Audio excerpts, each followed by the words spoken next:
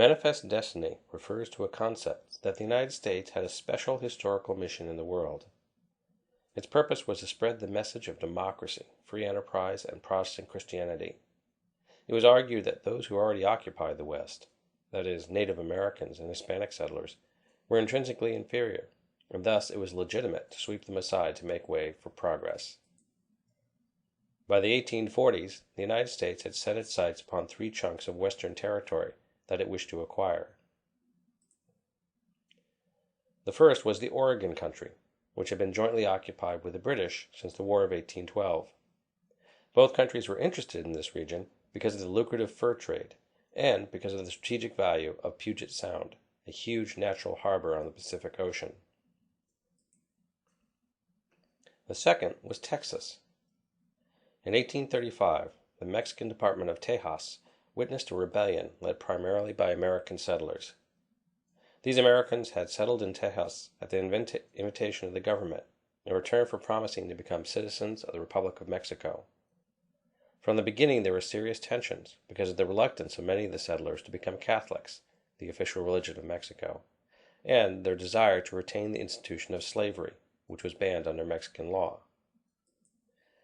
The crisis came to a head in 1835 when President Antonio Lopez de Santa Anna suspended the liberal 1824 Constitution, dismissed the Mexican Congress, and began to take steps to impose more centralized controls over the states and departments.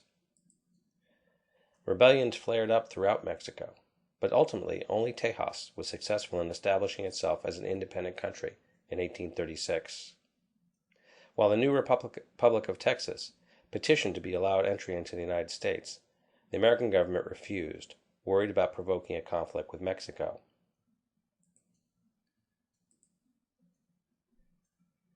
The final piece of territory that the United States wished to acquire was the Southwest. The American government was particularly interested in acquiring San Francisco Bay, a superb natural harbor. As early as 1837, President Andrew Jackson had unsuccessfully tried to purchase a strip of land from Mexico that would have given the U.S. access to the Pacific coast and to the bay. By the 1840s, the United States was also worried that Great Britain had designs on California, designs that could possibly bar the United States from having any presence on the Pacific coast. In the presidential election of 1844, Democrat James K. Polk made this program of territorial expansion the centerpiece of his campaign, and when he was elected, he quickly moved forward on this program. Even before he formally took office, Congress had already concluded a treaty with the Republic of Texas providing for its entry into the United States. In 1846, Polk concluded a similar treaty with Great Britain that divided up the disputed Oregon Country along the 49th parallel. The situation with Mexico, however, became increasingly tense. Outraged by the American annexation of Texas, the Mexican government broke off diplomatic relations with the United States. They were upset not only because they had never accepted Texan independence, but also because the territorial boundary claimed by Texas went far beyond what had been the old boundaries of the Mexican Department of Tejas. Polk responded by sending a delegation to Mexico with a proposal to pay $30 million to resolve the boundary issue in Texas and to purchase California in the Southwest. The Mexican government refused to even meet with the American representatives, insisting that they would cede none of their territory to the U.S., a stance supported by public opinion in Mexico.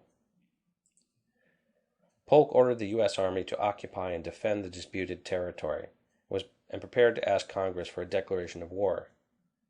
When an American patrol in this region was attacked by the Mexican Army, Polk argued that Mexico had invaded the United States, strengthening his argument for military action. Congress concurred and issued the declaration with a decisive majority. Americans were deeply divided over the war. While many supported Polk, others questioned whether the United States had deliberately provoked a conflict with Mexico, including a young congressman from Illinois named Abraham Lincoln, who repeatedly put forth resolutions questioning Polk's rationale. Many Northerners were also opposed to the war because they believed that it simply reflected a Southern desire to expand the amount of land available for the spread of slavery. Indeed, slavery quickly became a key issue. In August of 1846, Congressman David Wilmot of Pennsylvania introduced what became known as the Wilmot Proviso, which stipulated that none of the territory acquired through the war would be open to slavery.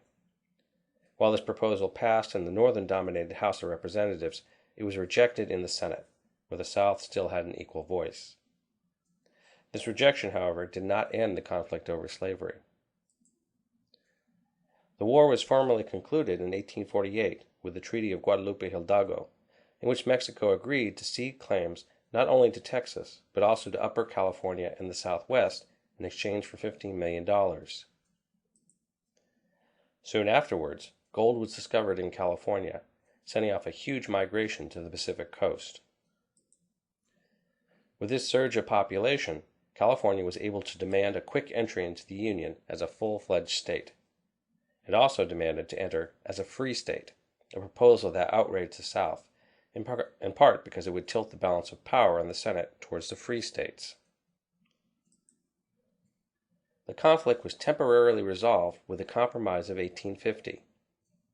California was allowed to enter as a free state, with the status of the remaining territories to be established under the doctrine of popular sovereignty. This meant simply that the settlers of these territories would be free to choose whether to allow slavery or not. The South also received a concession in the form of a strengthened Fugitive Slave Act, which greatly strengthened the ability of slave owners to pursue and capture African American slaves who had fled to the North. No one was particularly happy with this compromise. From the Southern perspective, the North had received the lion's share of the benefits, particularly since many in the South believed that the climate in New Mexico and Utah territories was simply unsuitable for plantation agriculture and slavery. Northerners, in turn, were unhappy about the new Fugitive Slave Act, which essentially forced them to become slave catchers for the Southern planter aristocracy, and thus active participants in a system which many thought to be immoral. Nonetheless, tensions remained muted until 1854, when the Kansas-Nebraska Act once again opened up the issue of what was to become of the Western Territories. In this case, the land in dispute was not the territory acquired from Mexico, but the Louisiana Territory.